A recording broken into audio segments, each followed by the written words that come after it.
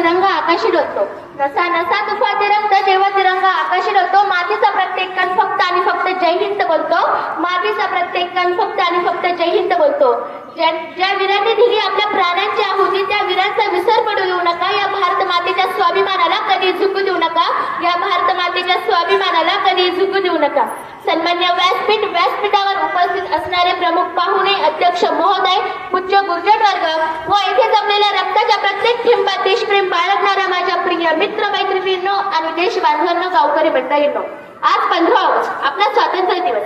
हा दिवस साजरा करताना माझ्या अंगावर काटा येतो, कारण आपल्या पूर्वजांनी सोसलेल्या यातना व त्यांचे बलिदान हे अंगावर शहारे आणणारे आहेत. मित्रांनो, आज आपण ज्या स्वातंत्र्याचा उपभोग घेत आहोत ते स्वातंत्र्य आपल्याला कोणी ताटात वाढून किंवा भीक म्हणून मिळालेले नाही. जरा डोळे बंद करा आणि विचार करा त्या दिवसांची, कल्पना करा त्या दिवसांचे ज्यावेळेस अवघ्या 23 वर्षाचे भगतसिंग राजगुरू सुखदेव फाशीचा दोर गळ्यात पडण्यापूर्वीच तो आनंदाने झुमत होते.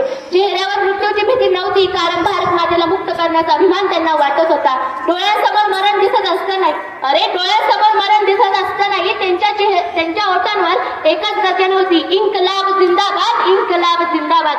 विचार करा त्या वीर सावरकरांचा, ज्यांनी अंदमानच्या काळ कोठडीत कोलूला बैल बनून ओढले, अत्याचार सहन केले, पण भारत मातेची सेवा सोडली नाही. आठवा त्या झाशीच्या राणीला, जिने आपल्या स्वतःच्या तान्या बाळाला पाठीशी बांधून इंग्रजांवर चाल केली. या सर्वांच्याच बलिदानामुळे आज आपली तिरंगी आन बान शान आकाशात फडकते आहे.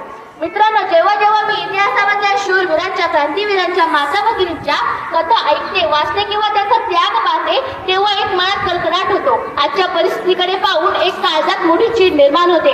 ज्या देशाला मुक्त करण्यासाठी अनेकांनी रक्ताच्या नद्या वाहिल्या, ज्या देशाला मुक्त करण्यासाठी अनेकांनी रक्ताच्या नद्या वाहिल्या, ज्या देशाला आपण सत्ता आपली भारत माता म्हणतो, ज्या भूमीला आपण देवीसारखं पुजतो, आज त्या देशात आपली कोणती बहीण किंवा मुलगी अपरात्री सुरक्षित वावरू शकते का?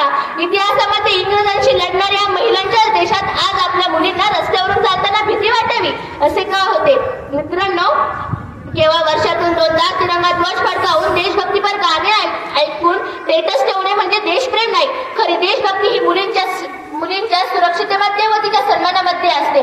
ज्यावेळेस एखादा नराधम स्त्रीकडे वाईट नजरेने पाहण्यापूर्वी 100 वेळा विचार करेल, ज्यावेळेस एखादा नराधम स्त्रीकडे वाईट नजरेने पाहण्यापूर्वी 100 वेळा विचार करेल, ज्यावेळेस या देशातील प्रत्येक मुलगी रात्री 12 वाजताही निर्भयपणे घराबाहेर पडेल, तेव्हाच आपण स्वतंत्र झालो असे म्हणता येईल.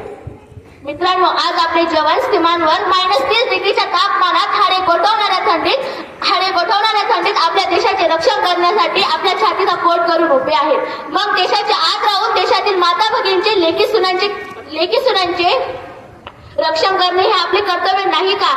आज या पवित्र भूमीला व या तिरंग्याला साक्षी ठेवून प्रतिज्ञा करूया, जोपर्यंत या शरीरात रक्ताचा शेवटचा थेंब आहे तोपर्यंत या देशाची व या देशातील स्त्रियांची, मुलींची शान कधीही कमी होऊ देणार नाही. जो स्त्रीकडे वाईट नजरेने पाहिजे त्याचे अस्तित्व या मातीतून मिटून टाकू. देशासाठी जगू, या देशाच्या अस्मितेसाठी लढू.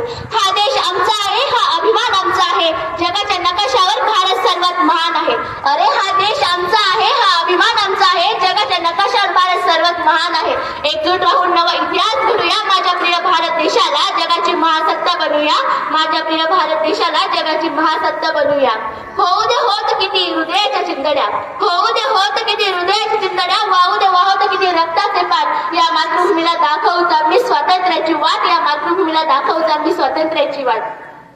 ज्याच्या शिरावर हिमालयाचा ताज आहे, ज्याच्या शिरावर हिमालयाचा ताज आहे, प्रत्येक भारतीयाच्या मनात ज्याचे राज आहे, संपूर्ण विश्वात त्याचा आवाज आहे. अभिमान वाटतो आणि अभिमानाने देखील सांगेल